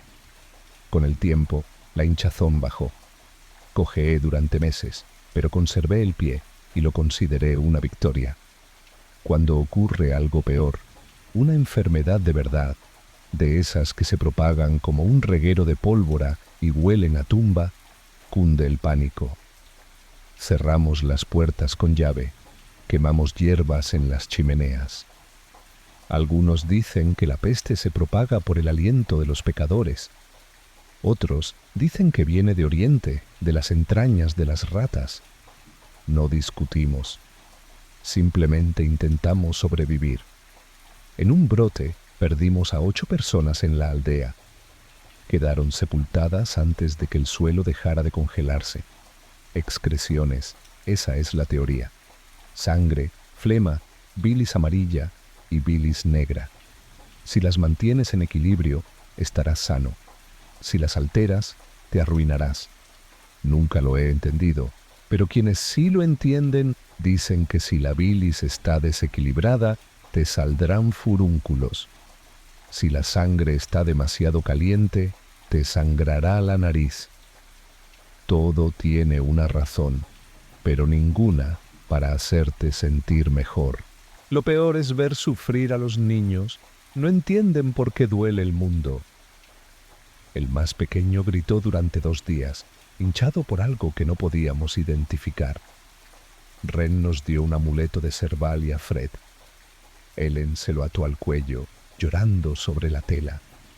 Sobrevivió, pero conservamos el amuleto. La iglesia prohíbe ciertas drogas. Dicen que son paganas. Pero cuando los labios de tu hija se ponen morados y no despierta, no discutes de teología. Hierves raíces. Susurras palabras. Invocas a dioses y espíritus. La mayoría de nosotros moriremos por algo pequeño. Una cortadura que supura. Una fiebre que no se quita. Un dolor de muelas que se convierte en un absceso. Vi a un hombre gritar pidiendo una muela hasta desmayarse. Se la sacaron con alicates y una oración. Nunca despertó. Nadie habla de ello. A veces me pregunto cómo será en otros lugares. ¿Se enferman los nobles como nosotros? ¿Tienen hierbas? ¿O simplemente cierran sus pesadas puertas y dejan morir primero a los pobres? Nunca he visto a los nobles estornudar. Quizás sean más felices. A pesar de todo, la vida continúa. Nos levantamos, tosemos, cojeamos. Nos ponemos un paño en la herida y seguimos adelante, porque las ovejas necesitan pastores, el grano necesita ser molido, el mundo no se detiene por tu enfermedad, no hasta que tú te detengas. Cuanto más viejo me hago, más creo que el dolor es como música de fondo. Siempre suena, ni siquiera lo notas, hasta que se detiene. Se me congelan las piernas de frío, me duelen las muñecas después de cortar leña. Nadie lo llama enfermedad, es simplemente estar vivo. En nuestro pueblo no se habla mucho del dolor, se menosprecia. Si te quejas demasiado, alguien podría pensar que estás maldito o, peor aún, que lo finges. Así que refunfuñamos, nos quejamos, murmuramos que es el tiempo. Y seguimos cavando zanjas con nuestras manos apenas mutiladas. Las mujeres son peores. Ellen una vez trabajó con una fiebre tan alta que sentía abejas arrastrándose bajo la piel. Aún así, logró hilar lana, hornear pan y alimentar a las gallinas. Se desplomó solo al terminar la última tarea. Ren lo llamó fiebre invernal severa. Yo lo llamé agotamiento disfrazado de enfermedad. Algunos del pueblo creían en amuletos, anudar hilo en las puertas, atar plumas con ortigas, remojar trozos de madera tallada en agua salada. ¿Era una tontería? Quizás, pero he visto a gente sanar después de colgar amuletos. Y he visto a otros morir justo después de que el sacerdote les dijera que se recuperarían. Así que, ¿quién sabe? Incluso los sueños cambian cuando estás enfermo. Una vez soñé que caminaba descalza por un bosque cálido, sin dolor en las caderas. Simplemente caminaba. Era un sueño. Desperté llorando porque no era real. Ellen no preguntó por qué. Simplemente me tomó de la mano. En las fiestas damos gracias por lo que no nos ha matado. A veces incluso nos reímos de ello. El viejo Harold, que perdió el dedo medio y ahora hace gestos obscenos con el muñón. O la joven May, que jura que el vinagre caliente cura los dolores de cabeza. No funciona, pero su cara lo vale. La muerte no llega con trompeta, llega lentamente. Una sombra detrás del ojo, un dedo que se hincha constantemente. Aprendes a reconocer las señales. Lo sientes antes de que te afecte, pero aún esperas estar equivocado. Porque incluso después de todo, el dolor, la debilidad, el miedo, nadie quiere renunciar a esta vida dura, hermosa y miserable. La enfermedad afectó más que solo el cuerpo. Cambió el ritmo de la casa. El fuego ardía con más fuerza. Las comidas estaban crudas. Las tareas domésticas recaían en los niños. Ellen se encargó sola de la casa durante 3 semanas mientras yo lidiaba con una infección pulmonar que me sonaba como piedras en un frasco. Cuando por fin volví a sentarme, la casa parecía la misma, pero Ellen Nomber. Sus ojos parecían mayores y su espalda más encorvada. Cuando la muerte llega, llega silenciosamente, sin ruido, sin gritos repentinos, solo la quietud en el pecho, la frescura de las manos. Lavamos el cuerpo, rezamos y lo enterramos antes de que lleguen las moscas. Sin embalsamamiento ni largos velorios. Solo un corto paseo hasta el límite del bosque, una pala y suficientes lágrimas para absorber el primer puñado de tierra. Entonces entró el sacerdote con su bendición. Dijo que el sufrimiento es una prueba. Asentí, pero no estaba seguro de qué debíamos demostrar. Tal vez podríamos seguir adelante. Tal vez podríamos despertar al día siguiente, reavivar el fuego, hervir las hierbas y fingir que a la casa no le faltaba algo precioso e irreemplazable. Tal vez eso era todo lo que tenía. Algunas mañanas, antes de que mi espalda esté completamente recta y mis manos recuerden cómo sujetar las cosas, oigo una campana, grave y triste, llevada por el viento como un viejo secreto. Es la campana de la iglesia. Nos dice cuándo levantarnos, cuándo descansar, cuándo arrepentirnos y cuándo enterrar a otro vecino. Mi nombre sigue siendo Thomas. He sido hijo, hermano, esposo, padre, y tras muchos inviernos he estado de luto más veces de las que puedo contar. He construido cercas, arado campos, criado hijos y sobre todo he intentado ser bueno. Ni inteligente ni importante, solo lo suficientemente bueno como para no atraer vergüenza, enfermedades ni castigos sobrenaturales a este pequeño pedazo de barro que llamo vida. En nuestro pueblo, la religión no era algo en lo que se pensara, era algo en lo que se pensaba constantemente. La iglesia era el edificio más grande en kilómetros a la redonda y el único con suficiente piedra como para parecer permanente. Todo lo demás se estaba pudriendo, goteando o quemando. Pero la iglesia se mantenía como el libro de cuentas de Dios, observando y esperando. Cada domingo hacemos fila para entrar en esa cámara de resonancia de piedra y escuchar al sacerdote, cuyo sermón es como leña, pesado, desportillado y absolutamente necesario. Habla del pecado como si fuera el aire que respiramos y del cielo como un lugar al que podemos llegar si simplemente aguantamos el frío sin quejarnos demasiado. La misa no es opcional, Dios la exige, el sacerdote la administra, y Agnes, una chismosa con el poder de 10 monjes, seguramente te denunciará si tu asiento está vacío. Me perdí un domingo por fiebre y pasé la semana siguiente haciendo penitencia pública y tosiendo en el cáliz común. El calendario de la iglesia rige nuestras vidas. Hay días festivos, días de reposo, días de ayuno y días en los que solo podemos pensar en nuestros pecados. También hay días festivos, pero más vale que ores para que Dios sea generoso, porque la iglesia no pagará el pastel de carne. Diezmamos todo lo que cultivamos, criamos o ganamos. Eso significa 1/10 parte de nuestro grano, huevos, lana, gallinas, incluso cuando estamos al borde de la inanición. Se llama la parte de Dios. Es curioso cómo la parte de Dios siempre termina en el establo del sacerdote. La religión gobierna más que la comida y el tiempo. Gobierna cómo te casas, cómo te bañas, cómo duermes y cómo mueres. Ellen y yo nos casamos en esa iglesia con una bendición y una advertencia. «Obedece a tu marido», dijo el sacerdote. Ella asintió y me apretó la mano con tanta fuerza que pensé que se me romperían los nudillos.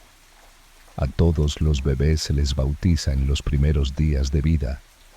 Aunque apenas respiren, sobre todo si apenas respiran, deben ser llevados al cielo antes de que la fiebre o el destino les cierren la puerta. Perdimos a 2 bebés así. Los envolvimos en lino y los enterramos detrás del muro de la capilla. El sacerdote dijo que ya estaban a salvo. No pido pruebas. Nuestros hijos aprenden oraciones antes de contar. El latín suena a rimas infantiles. No entendemos ni la mitad de lo que decimos, pero las palabras importan. La repetición es protección. Di lo correcto. Inclínate en el momento oportuno, y quizás Dios te dé una cosecha abundante este año. La Iglesia nos enseña que el infierno siempre acecha. Un lugar de fuego, oscuridad y lamento eterno. Lo describen con más pasión que el cielo, que suena hermoso, pero vago. Puertas de nácar y ángeles cantores. Pero el infierno, ese lugar está vivo. Tiene niveles, reglas y demonios con nombre. Uno se pregunta en qué lugar piensa más el clero. Hay un santo para cada desgracia. Santa Apolonia para el dolor de muelas. San Antonio para los animales perdidos. Santa Escolástica para las tormentas. No encendemos velas, rezamos por favores. Algunos llevan amuletos. Otros susurran oraciones a los troncos de los árboles o entierran reliquias en sus jardines. Oficialmente, eso no está permitido. Pero somos agricultores. Aceptamos la protección donde sea que venga. La vieja Ren guardaba huesos envueltos en trapos debajo de su cama. Decía que provenían de los santos. Agnes decía que provenían de ratones. Pero cuando la cosecha falló el año pasado, incluso Agnes acudió a pedirle una bendición a Ren. A veces, cuando el sacerdote estaba fuera del pueblo, Ren visitaba a los enfermos. Les susurraba, quemaba hierbas y les decía palabras en un idioma que nadie entendía. La mitad de las veces se curaban. El sacerdote no preguntaba cómo. Eso era mejor. La confesión es un ritual privado. Te arrodillas sobre una piedra fría, enumeras tus pecados: envidia, orgullo, pereza, la vez que insultaste a una vaca. Y el sacerdote te dice cuántas veces debes rezar para que Dios te vuelva a querer. No son matemáticas, pero lo parece. Pecados menores, 5 Ave Marías. Pecados mayores, más tiempo de rodillas y quizás una reprimenda. El truco está en no confesar nada que merezca penitencia pública. A veces azotan a la gente en la plaza. Un niño roba pan.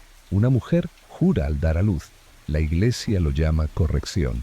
Nosotros lo llamamos espectáculo. Lo vemos porque no verlo es sospechoso. Y como el mundo es tan sombrío, es difícil apartar la mirada de un drama que no es tuyo. Los castigos son severos, pero generalizados. La justicia eclesiástica no busca la equidad. Busca el ejemplo, busca el miedo, busca obediencia, no comprensión. No preguntamos por qué. Simplemente nos quedamos callados y evitamos hacer preguntas sin respuestas definitivas. Incluso las fiestas son suyas. Navidad, Pascua, Pentecostés. Días de descanso, pero nunca de gozo sin culpa. Vamos a misa, ayunamos y, si Dios lo permite, comemos algo mejor. Recuerdo que una vez comimos venado. El sacerdote dijo que era un regalo. Vi al sirviente arrastrando el ciervo por el bosque hace 2 días. Quizás los santos lo enviaron. o quizás estaban buscando en otra parte. Hay consuelo en el ritual, incluso si no estás seguro de creer cada palabra. Enciende una vela por un niño perdido. Arrodíllate junto a tu esposa mientras reza por una cosecha abundante. Con una mano temblorosa en el confesionario, susurra algo que llevas contigo desde que la helada se llevó a tu vecino. He enterrado a amigos con rosarios entre los dedos. He visto a hombres implorar misericordia con su último aliento. La Iglesia dice que el cielo espera a los fieles. Pero cuando la tierra está dura y el estómago vacío, la fe es como una moneda lanzada a la oscuridad. Quizás caiga en el pie derecho, quizás no. Aún así, rezo todas las noches por mis hijos, por Ellen, por los animales, incluso por Agnes, por si acaso. Y trato de ser bueno, porque en un mundo donde no se tiene mucho, sin título, sin dinero, sin voz, la bondad es la única opción que se puede tomar. A veces eso es suficiente, a veces tiene que ser suficiente. Cada familia tiene su propia historia de milagros o alguna parecida. Mi abuela jura que una virgen se apareció en el frío de mi ventana un invierno. Mi tío dice que un santo le salvó la pierna de la gangrena tras soñar con fuego. ¿Será cierto? ¿Quién sabe? Pero cuando cae la nieve, el techo cruje bajo el peso y el fuego se apaga, uno cuenta esas historias. No porque sean ciertas, sino porque son amables. Y en esta vida, eso es algo raro. Así que mañana me despertaré de nuevo con las campanas, inclinaré la cabeza en la misa y daré gracias a los santos por haberme traído hasta aquí. No porque sea fácil, sino porque es lo que hacemos. Perseveramos, creemos y seguimos adelante. Una oración, una superstición, una mañana fría a la vez. Es extraño sentirse viejo en un cuerpo que solo ha vivido 4 décadas, pero es cierto. Tengo 40, más o menos. Nadie lleva la cuenta y cruje como la puerta de un granero en noviembre. Sigo llamándome Tomás y he trabajado estas tierras desde que tengo pie. Tengo más cicatrices que recuerdos y casi todas las mañanas me siento como un árbol alcanzado por un rayo, pero no del todo caído. Nos llaman viejos cuando se nos dobla la espalda y se nos empiezan a desmoronar los dientes. No porque hayamos ganado un título de gloria o una pensión, sino porque alcanzar esa edad es raro. La mayoría no sobrevive. A la mayoría la entierran antes de poder quejarse de dolor o decir que antes el pan sabía menos a tierra seca. Y aquí estaba yo, aún respirando, aún encorvado, aún a un dedo magullado de convertirme en un cuento con moraleja para niños. Mis manos, que una vez levantaron fardos de trigo y lucharon con cerdos testarudos, temblaban como yo sabía. La superstición llenaba los vacíos que la Iglesia no se atrevía a mirar. Caer en un sueño significaba que la muerte se acercaba. Una lechuza en un granero significaba una maldición. Si el fuego crepitaba sin viento, alguien en la habitación mentía. Colgábamos herraduras en la puerta, hierros junto a la cuna, y nunca, jamás, mencionábamos el nombre de una persona recién enterrada al anochecer. La vieja Ren guardaba los huesos envueltos en tela debajo de su cama. Decía que provenían de los santos. Agnes decía que provenían de ratones. Pero cuando la cosecha del año pasado fue mala, incluso Agnes acudió a pedirle la bendición a Ren. A veces, cuando el sacerdote estaba fuera del pueblo, Ren visitaba a los enfermos. Les murmuraba, quemaba hierbas y les decía palabras en un idioma que nadie admitía conocer. La mitad de las veces los enfermos mejoraban. El sacerdote nunca preguntaba cómo. La confesión es un ritual en sí misma. Te arrodillas sobre una piedra fría, recitas tus pecados, envidia, orgullo, pereza, aquella vez que le gritaste a una vaca.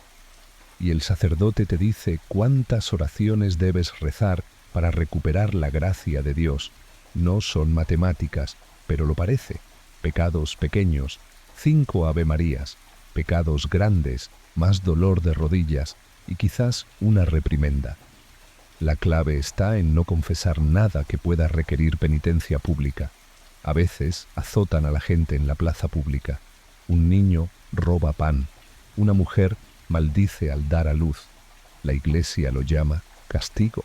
El resto lo llamamos espectáculo. Observamos porque resulta sospechoso no observar, y porque el mundo es tan oscuro que es difícil apartar la mirada de una tragedia que no es la tuya. El castigo es severo, pero ambiguo.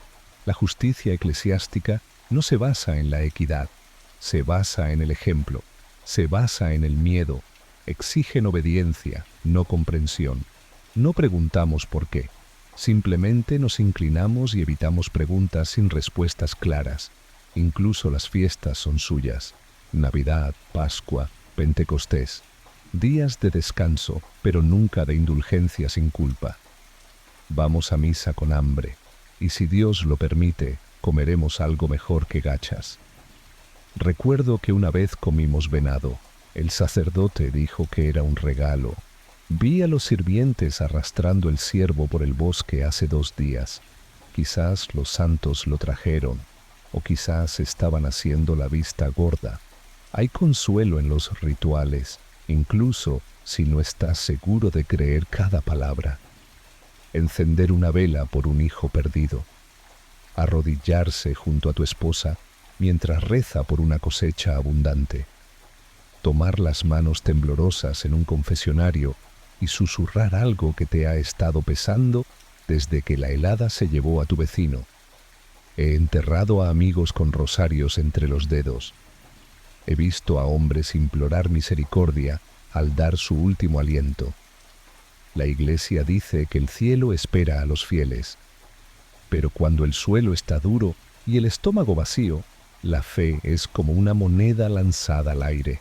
Quizás caiga, quizás no. Aún así, rezo todas las noches por mis hijos, por Ellen, por los animales, incluso por Agnes, por si acaso. Y trato de ser buena, porque en un mundo donde no se tiene mucho, sin título, sin dinero, sin voz, la bondad es la única opción que queda. A veces eso es suficiente. A veces eso es suficiente. Cada familia tiene una historia de milagros, o al menos una que se le parece. Mi abuela jura que una virgen se apareció en la escarcha fuera de mi ventana un invierno. Mi tío dice que un santo le salvó la pierna de la gangrena después de soñar con fuego. ¿Serán ciertas? ¿Quién sabe? Pero cuando cae la nieve, el techo cruje bajo su peso y el fuego se apaga, uno cuenta esas historias. No porque sean seguras, sino porque son amables. Y en esta vida eso es raro, así que mañana me despertaré con las campanas, inclinaré la cabeza en la misa y daré gracias a los santos por haberme traído hasta aquí. No porque sea fácil, sino porque es lo que hacemos. Perseveramos, creemos y seguimos adelante. Una oración, una superstición, una mañana fría. Es extraño sentirse viejo en un cuerpo que solo ha vivido 4 décadas, pero es cierto. Tengo 40, más o menos. Nadie lleva la cuenta, y crujiendo más, crujiendo menos, parezco la puerta de un granero en noviembre. Sigo llamándome Tomás, y llevo trabajando esta tierra desde que tengo pie. Tengo más cicatrices que recuerdos, y casi todas las mañanas me siento como un árbol alcanzado por un rayo que nunca me alcanzó. Nos llaman viejos cuando se nos dobla la espalda y se nos caen los dientes. No porque nos hayamos ganado un título o pensión, sino porque rara vez llegamos a esa edad. La mayoría no. A la mayoría los entierran antes de poder quejarse de sus rodillas o decir que el pan que comían no sabe a tierra mojada. Y aquí estoy, todavía respirando, todavía encorvado, todavía a un dedo magullado, de convertirme en un cuento con moraleja para niños. Estas manos que una vez sostuvieron fardos de Elá, ya veo.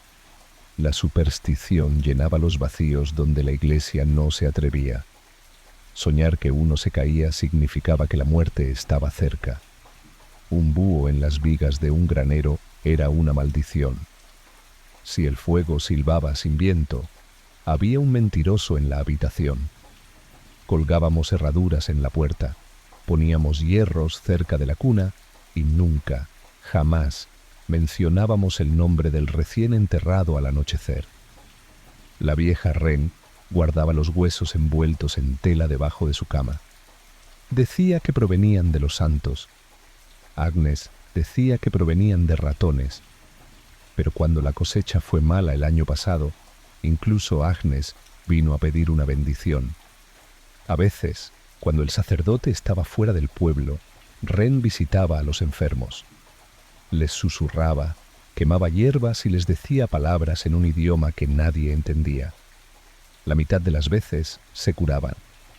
El sacerdote no preguntó cómo. La confesión es un ritual privado. Te arrodillas sobre un bloque de hielo, enumeras tus pecados, envidia, orgullo, pereza, la vez que le gritaste a una vaca. Y el sacerdote te dice cuántas oraciones debes rezar para recuperar la gracia de Dios.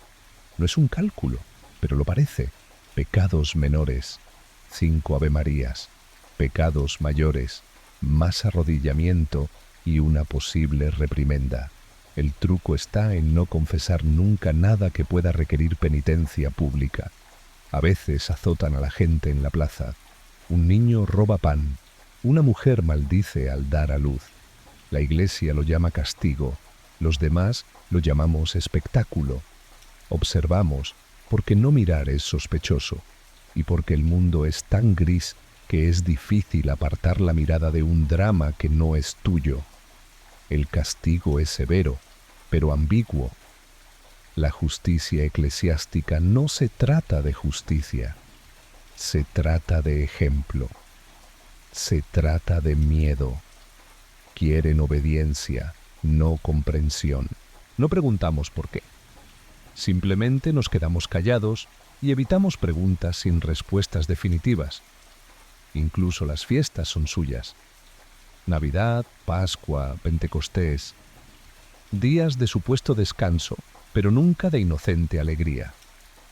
Vamos a misa con hambre y quizás, si Dios quiere, comamos algo mejor que gachas. Recuerdo que una vez comimos venado. El cura dijo que era un regalo. Vi a los sirvientes arrastrando el ciervo por el bosque hace 2 días. Quizás lo trajeron los santos. O quizás estaban ocupados buscando en otra parte. Hay consuelo en el ritual, incluso si no estás seguro de creer cada palabra. Encender una vela por un hijo perdido. Arrodillarte junto a tu esposa mientras reza por una cosecha abundante, con una mano temblorosa en el confesionario y susurrar algo que te ha estado pesando desde que la helada se llevó a tu vecino. He enterrado a amigos con rosarios entre los dedos. He visto a hombres clamar por misericordia con su último aliento. La iglesia dice que el cielo espera a los fieles. Pero cuando la tierra está dura y el estómago vacío, la fe es como una moneda lanzada a la oscuridad. Quizás caiga en el pie derecho. Quizás no. Sigo rezando cada noche por mis hijos, por Ellen, por los animales, incluso por Agnes, por si acaso. Y trato de ser bueno, porque en un mundo donde no se tiene mucho, sin título, sin dinero, sin voz, la bondad es la única opción que se puede tomar. A veces es suficiente. A veces tiene que ser suficiente. Cada familia tiene una historia de milagros, o algo parecido. Mi abuela jura que una virgen se apareció en la escarcha fuera de mi ventana un invierno. Mi tío dice que un santo le salvó la pierna de la gangrena después de soñar con fuego. ¿Serán ciertas? ¿Quién sabe? Pero cuando cae la nieve, el techo cruje bajo el peso y el fuego se apaga, uno cuenta esas historias. no porque sean seguras, sino porque son amables. Y en esta vida, eso es raro. Así que mañana me despertaré con las campanas, inclinaré la cabeza en la misa y daré gracias a los santos por haberme traído hasta aquí. No porque sea fácil, sino porque es lo que hacemos. Perseveramos, creemos y seguimos adelante. Una oración, una superstición, una mañana fría. Es extraño sentirse viejo en un cuerpo que solo lleva 4 décadas vivo, pero es cierto. Tengo 40 años, más o menos. Nadie lleva la cuenta, y la puerta del granero cruje más que yo en noviembre. Sigo llamándome Tomás, y llevo trabajando estas tierras desde que tengo pie. Tengo más cicatrices que recuerdos, y casi todas las mañanas me siento como un árbol al que le cae un rayo sin que le caiga.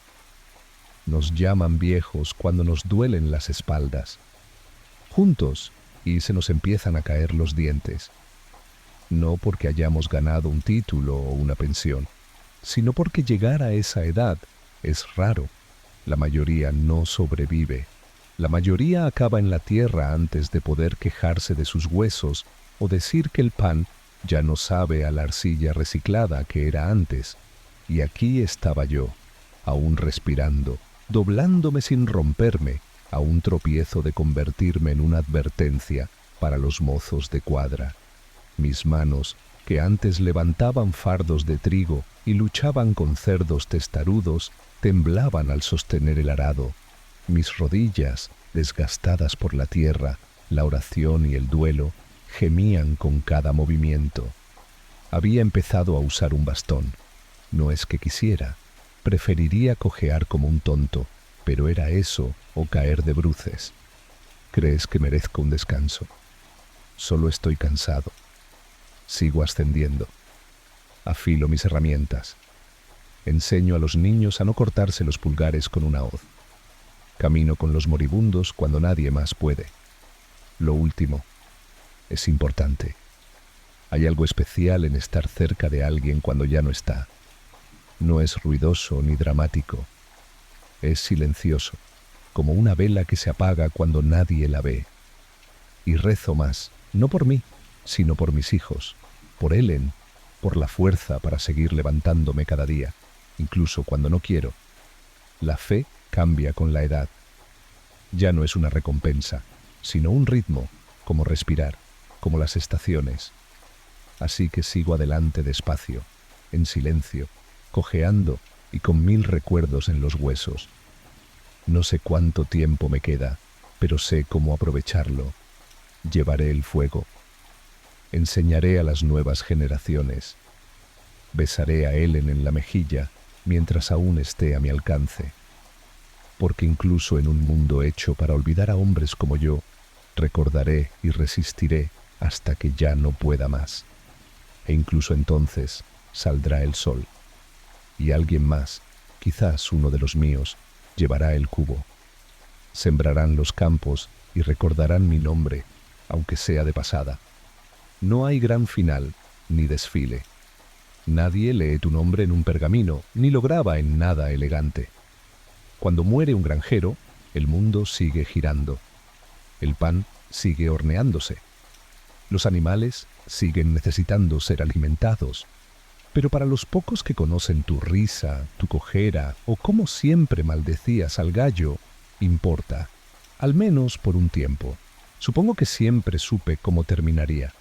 Sin drama, sin limpieza, solo un fuego lento, un fuego que se hace más pequeño cada invierno hasta que un día se apaga. Sin médicos, sin hospitales cálidos, sin milagros de última hora. Solo un colchón de paja, un cubo cerca y gente intentando no parecer demasiado preocupada o demasiado aliviada. Las primeras señales llegaron lentamente. Te despertaste más tarde, comiste menos. La fuerza en tus brazos se desvaneció como la escarcha al amanecer. Ellen me observaba con más atención ahora, no con miedo, sino con la atención silenciosa que siempre me había mostrado. Ella sabía que me iba. Yo también.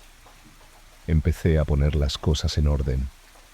no porque pensara que la muerte se pudiera programar como una junta directiva, sino porque no quería dejar un desastre. Le enseñé al mayor dónde enterré las herramientas, las que seguía afilando. Le enseñé qué pared goteaba cuando llovía y dónde guardaba el romero seco que a Ellen le gustaba usar en sus sopas, aunque dudaba que oliera mejor. Había una pesadez, una lentitud últimamente. El mundo parecía más opaco en los bordes, como un atardecer que nunca se iba. Pero no tenía miedo. A decir verdad, había vivido hambrunas, heladas y funerales. La muerte ya no era una extraña, como un vecino que llamaba a la puerta de vez en cuando solo para ver si estabas en casa. El sacerdote vino 2 veces esta semana. No lo dijo en voz alta, pero ahora llevaba su librito de liturgia bajo el brazo como un secreto a punto de ser revelado. La última vez me preguntó si tenía algún pecado que confesar. Le dije que sí, que tenía una lista, pero que el del gallo probablemente era el peor. Él no se rió, pero él en sí. Los campesinos no teníamos funerales suntuosos, ni coros, ni ángeles tallados. Con suerte, te daban un ataúd. Normalmente solo una manta de lana, una breve oración y una tumba poco profunda cerca del muro de la capilla.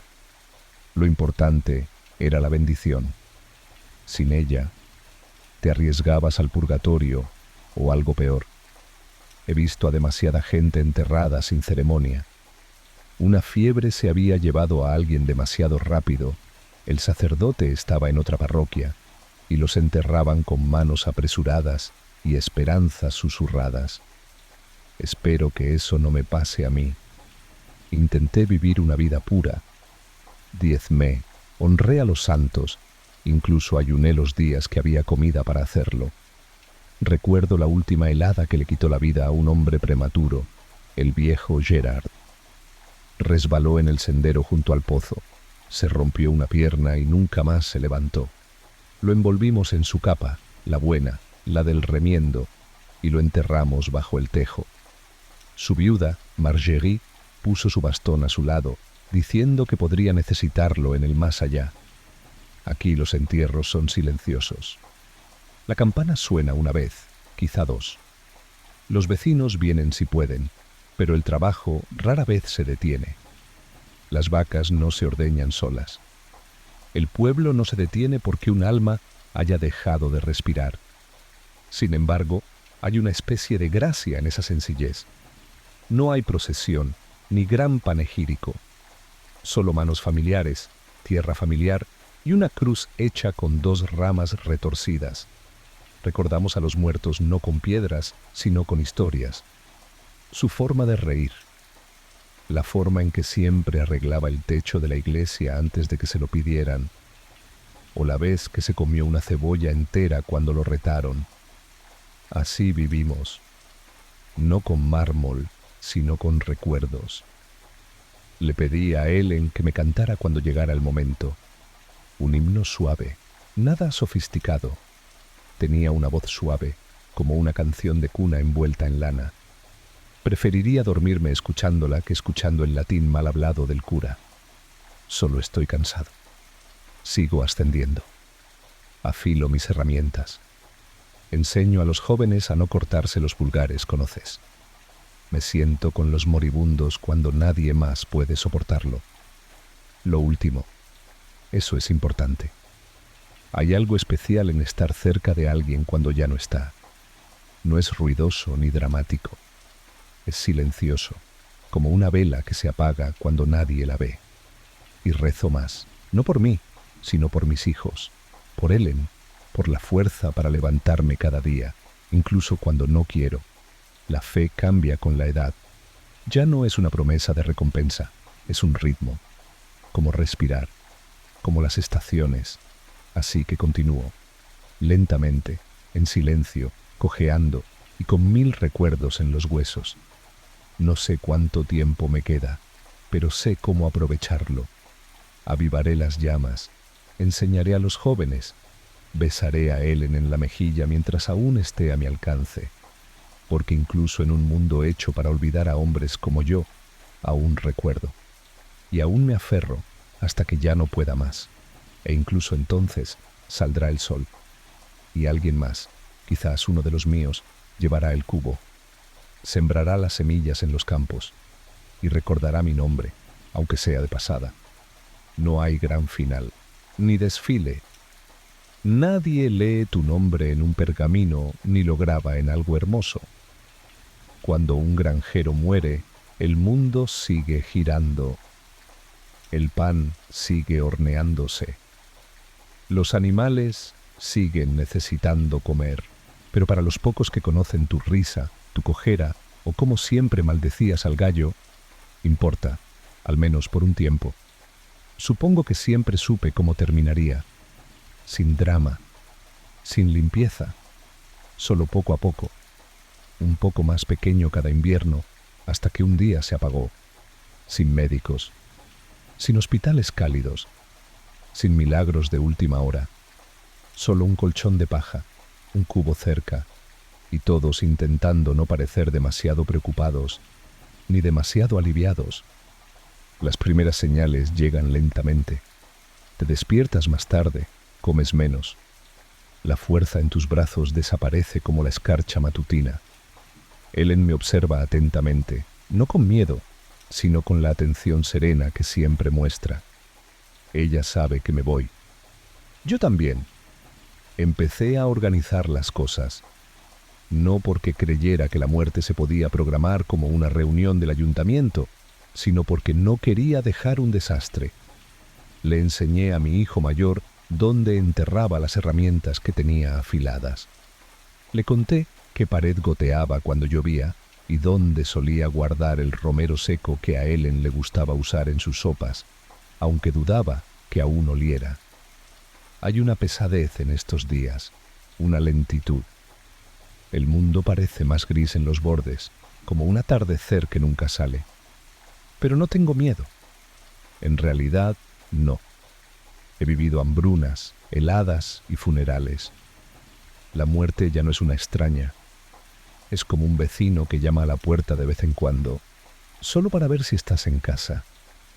El sacerdote vino 2 veces esta semana. No lo dijo en voz alta, pero ahora llevaba su librito de bendiciones bajo el brazo, como un secreto a la espera de ser revelado. La última vez me preguntó si tenía algún pecado que confesar. Le dije que tenía una lista, pero que el del gallo probablemente era el peor. No se rió, pero él en sí. Los campesinos no teníamos grandes funerales, ni coros, ni ángeles tallados. Con suerte, recibías un ataúd. Generalmente solo una manta de lana, una breve oración y una tumba poco profunda cerca del muro de la capilla. Lo importante era la bendición. Sin ella, te arriesgabas al purgatorio, o algo peor. He visto a mucha gente enterrada sin ceremonia.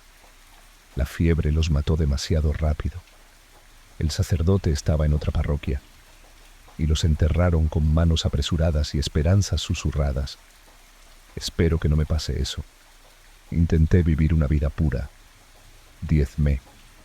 Honré a los santos. Incluso ayuné en los días de ayuno. Recuerdo la última helada que le quitó la vida a un hombre prematuro, el viejo Gerard. Resbaló en el sendero junto al pozo, se rompió una pierna y nunca más se levantó. Lo envolvimos en su capa, la buena, la del remiendo, y lo acostamos bajo el tejo. Su viuda, Margery, dejó su bastón a su lado. Dijo que podría necesitarlo en el más allá. Aquí los entierros son tranquilos.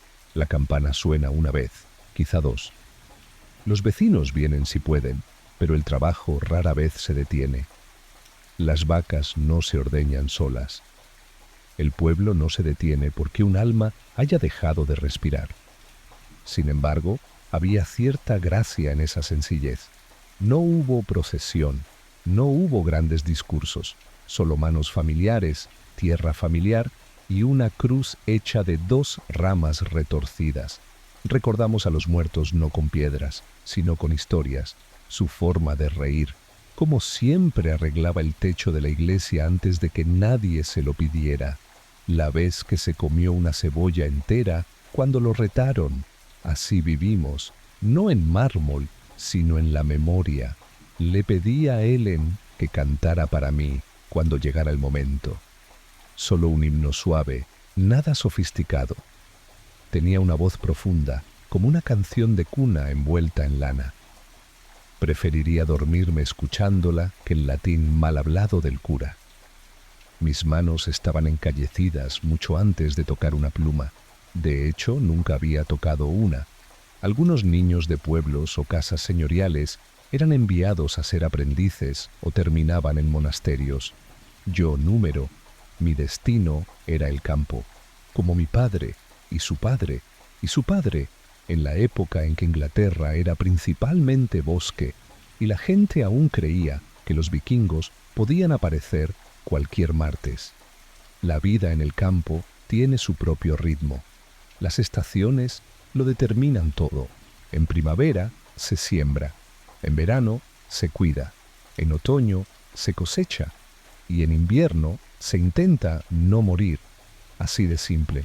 Pero incluso de niño notabas cosas, como el tenso silencio de un pueblo durante un parto, o la forma en que la gente se santiguaba 2 veces si el humo de la chimenea del vecino se hacía demasiado escaso, o la forma en que los ancianos miraban al horizonte con una mirada que decía, algo malo viene por aquí. Y solían tener razón. Claro que jugamos, los niños siempre lo hacen. Juegos con palos y piedras, carreras, simulacros de batallas con espadas de paja. Nos reíamos, nos raspábamos las rodillas y peleábamos como perros por la última manzana del árbol. Pero incluso entonces nos esperaba trabajo. Siempre había trabajo. A veces, cuando el padre Oswin no nos veía, nos colábamos en la capilla, solo para sentir la piedra fría bajo las manos y ver las velas encendidas. Era como otro mundo, un lugar donde el barro no se pegaba y los susurros sonaban como oraciones. No entendía latín, pero entendía el silencio y lo extraño que era. Había un niño llamado Will que vivía 2 casas más abajo de la mía. Había perdido a 3 hermanos por la fiebre y solía decir que si veías 3 cuervos en el campo antes del desayuno, alguien moriría antes del anochecer. Todos le creíamos.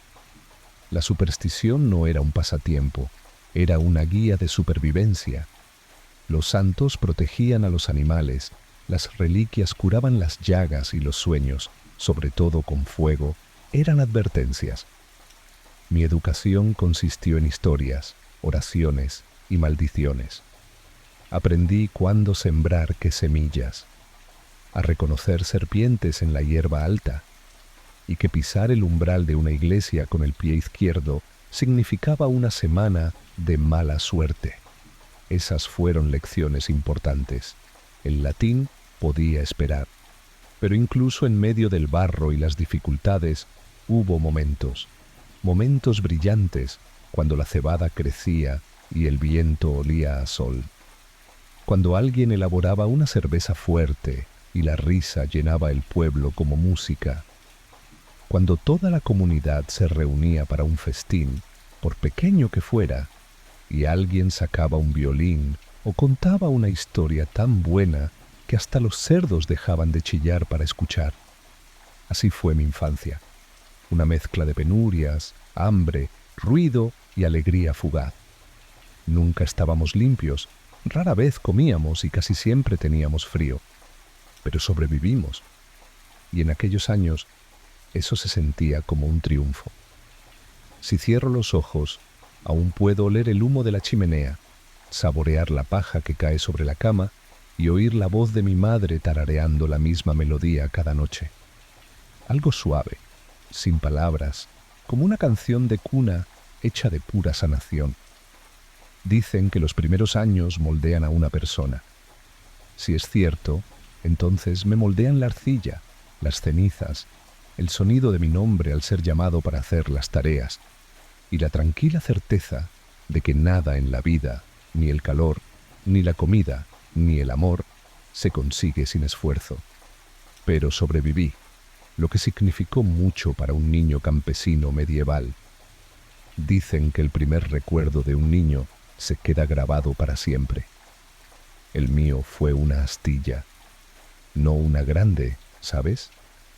Solo un pequeño trozo de madera que se me clavó en el costado cuando me caí en el gallinero persiguiendo una gallina. Claro que lloré. No porque me doliera, sino porque tenía 5 años, estaba cansado y cubierto de barro hasta los codos a media mañana. Mi madre lo sacó con los dientes y me dio un trozo de pan tan duro que ni un perro se lo comería.